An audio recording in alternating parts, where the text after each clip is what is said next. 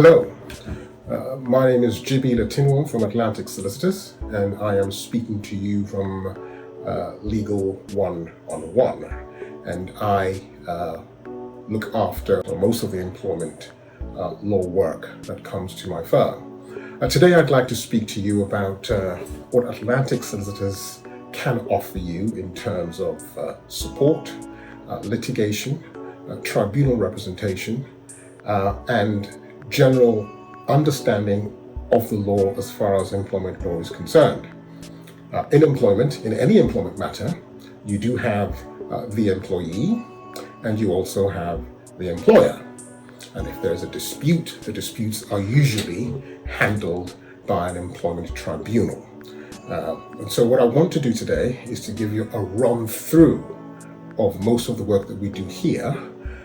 We work both for employers and also for employees. In a court setting, the employer is referred to as the respondent, and the employee is usually referred to as the claimant.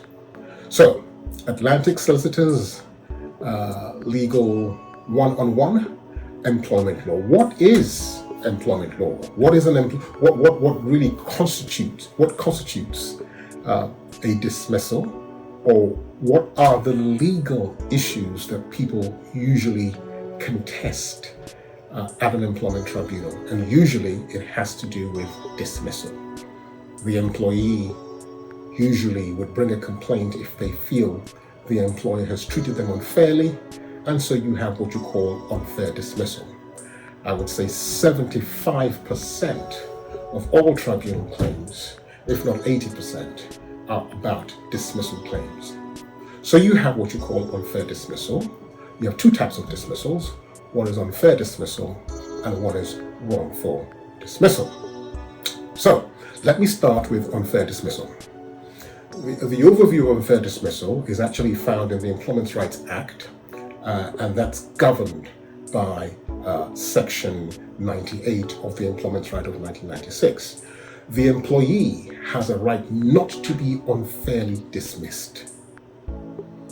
So I'm sure all of you are familiar with the television series called The Apprentice, where the moderator at the end says, "You are fired." Well, in normal life, that's not really acceptable, because the employer has to go through a legal process before they can actually claim to have had a fair dismissal. So normally the employee would say, "I have been unfairly dismissed." The employer says, "No, you were fairly dismissed." And so how then do we decide who has the best case? Thankfully, we have statutes. Now, for there to be a dismissal, then you must be an employee and there must have been a dismissal. Now, for an employee to bring a claim to an employment tribunal, you must have the relevant length of service. Okay. Now, what is the relevant length of service to bring an unfair dismissal claim? The law says from April 2012 that you have to have worked for a total of 2 years. So if you have 2 clear years on your length of service, you are entitled to bring a claim to an employment tribunal for unfair dismissal. Now, as I said, you must be an employee. That, in other words, you are employed. You are on payroll. So what is the definition of a dismissal? The dismissal could be a termination of the contract by the employer.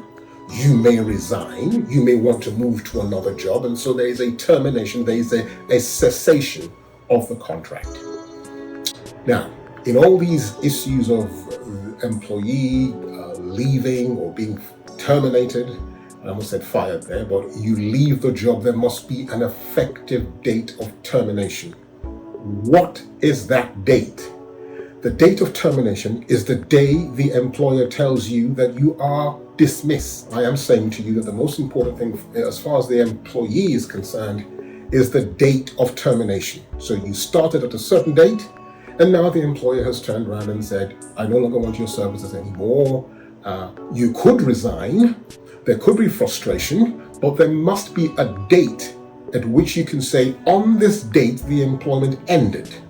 That date is pivotal because when you do bring a claim to the courts or an employment tribunal, the relevant date of termination, the effective date of termination, is relevant, very relevant, to the time that you actually submit your complaint to an employment tribunal. You have 3 months from the date, that very date that you were dismissed. You have 3 months less 1 day to bring your claim. And those 3 months less 1 day includes Saturday and Sunday and bank holidays. So how does the law protect both sides? In terms of a reason for dismissal, the employer statutorily has 5 reasons to dismiss, may have 5 reasons to dismiss. Those 5 reasons are capability, conduct, redundancy, statute, breach of statute, and some other reason. So generally, I said at Atlantic Solicitors, we act for claimants. We also act for respondents. Claimants are employees, respondents are employers. Normally, when a claimant brings a claim, as I said, they have 3 months less 1 day to bring a claim. Now, the process normally is that you then have to have, the law says you have to have what you call a period of conciliation. So you've got the effective date of termination, you go straight to ACAS. ACAS is the conciliation body that you need to call. ACAS then will then speak to you, they will take your employer's details down, and then they will ask you, what do you want us to conciliate in this matter? In other words, do you want us to talk to the employer to see if we can sort this out? Yes, the conciliator then gives you an R number. So you now need to note the R number down. That R number is what you now would have to use in your complaints form. If it's impossible for there to be a conciliation, ACAS lets you know that the employer doesn't want you back, you don't want the employer back, what do you want to do? Your next option then is to consider, do I want to go to an employment tribunal? Now that's at that point that you normally would contact your solicitors, your Citizens Advice Bureau, but most clients come to Atlantic Solicitors. They come to us because we know exactly what we're doing. So when you come to Atlantic Solicitors, what we will do would be we will then advise you as to the merits of your case, and we will help you process a tribunal claim. So that there you have it.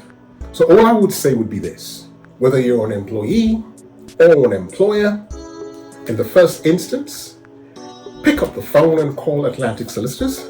Our telephone number is 0208 855 4111.